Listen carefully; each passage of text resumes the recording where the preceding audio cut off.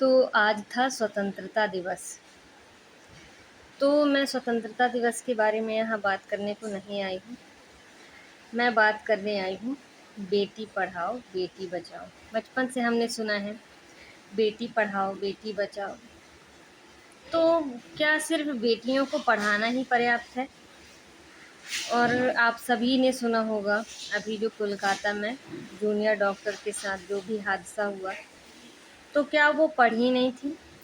बहुत ज़्यादा ही कैपेबल थी, तब वहाँ जाके वो पहुँची है। तो क्या सिर्फ पढ़ना ही काफ़ी है?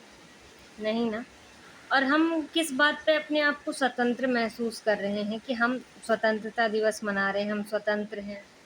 ख़ास तौर पे फीमेल्स स्वतंत्र नहीं हैं हम। और हमको अब ये ज़रूरत लगने लगी है कि बेटियों को पढ़ाने से ज़्यादा उनको बचाना ज़रूरी है। और बचाने के लिए खुद के लिए लड़ना ज़रूरी है, क्योंकि हर कहीं पे भी हमारे फैमिली, हमारे माँ-बाप हमारे साथ नहीं होंगे। कहीं पे भी अब इतना पढ़ लिख के लोग बेटियों को इतना सक्षम बनाते हैं कि वो जॉब कर सकें, सब कुछ कर सकें। तो अ, लड़कियाँ जॉब करने जाएँगी तो वो तो अकेले ही जाएँगी, वहाँ पे तो उनके पेरेंट्स नहीं होंगे ना। तो वहाँ पे हमको क्या करना है कि हमको खुद के लिए स्टैंड लेना सीखना है। बचपन से ही बच्चों को ऐसे बनाओ कि बच्चे खुद के लिए स्टैंड लेना सीखें। वो अपने माँ-बाप से खुल के बातें शेयर कर सकें। हम इस देश की हैवानियत को नहीं मिटा सकते हैं। अभी आपने आज से 12 साल पहले भी एक निर्भया केस हुआ था, तो हमने सोचा था कि बस उसके बाद कभी ऐसा नहीं होगा, पर बहुत सारे केस हुए हैं। अभी 2019 में हैदराबाद में एक डॉक्टर के साथ भी ऐसा ही हुआ था, और अभी हाल ही में अभी ये केस हो गया। तो ये सब देख के हमको अपनी सुरक्षा के लिए ना व्यक्तिगत तौर पे सजग रहना होगा। और वो डॉक्टर जिनके साथ ये हुआ है, उनकी कोई गलती नहीं है। यहाँ पे उस हॉस्पिटल की ही गलती है कि उन्होंने डॉक्टर के लिए एक अलग से आराम करने के लिए तक अलग से कोई व्यवस्था नहीं की है। सीसीटीवी कैमरा तो थे ही नहीं, ना ही मतलब कोई ऐसी सेफ्टी है डॉक्टर्स के लिए। और रात में इतना उनकी जॉब लगा रहे हैं, ड्यूटी लगा रहे हैं, और तब भी उनके लिए कोई सेफ्टी नहीं है। तो किस बात की स्वतंत्रता? वो उनको तो ये नहीं पता होगा ना कि ये सब चीज़ें हो जाएँगी। और उसके बाद भी हमारे यहाँ ये चीज़ें हो रही हैं कि उस केस को ये बोल दिया गया कि वो सुसाइड की है। तो ऐसे सुसाइड कौन करता है? केस को ढकने के लिए, ठीक है? ये बोल रहे हैं कि माँ-बाप से बेटी के कि सेटलमेंट कर लेते हैं।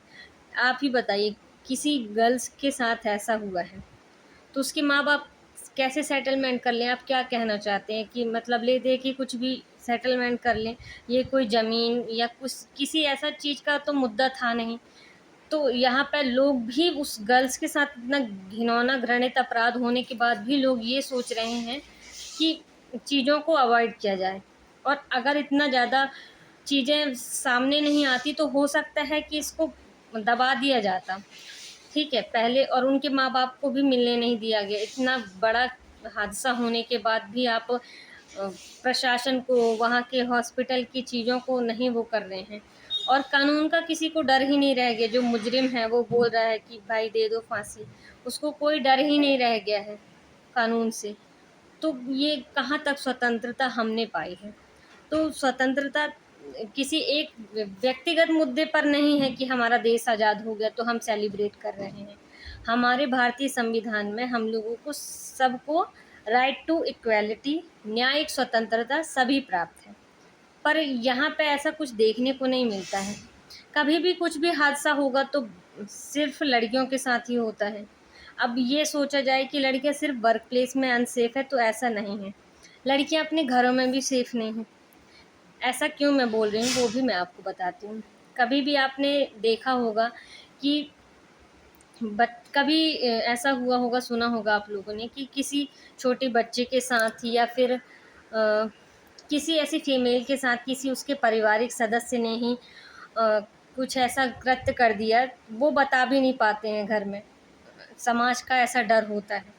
तो लड़कियां घर में भी सेफ नहीं हैं, तो किस बात की हम स्वतंत्रता मना रहे हैं? तो बस मैं यही कहना चाहूँगी कि हम स्वतंत्र नहीं हैं। हमको खुद के लिए पहले खुद लड़ना सीखना पड़ेगा। बाद में हम सरकार से एक्सपेक्टेशन कर सकते हैं, क्योंकि हर जगह पे हमारी मदद के लिए ना तो हमारे पेरेंट्स होंगे, ना ही सरकार होगी। बस।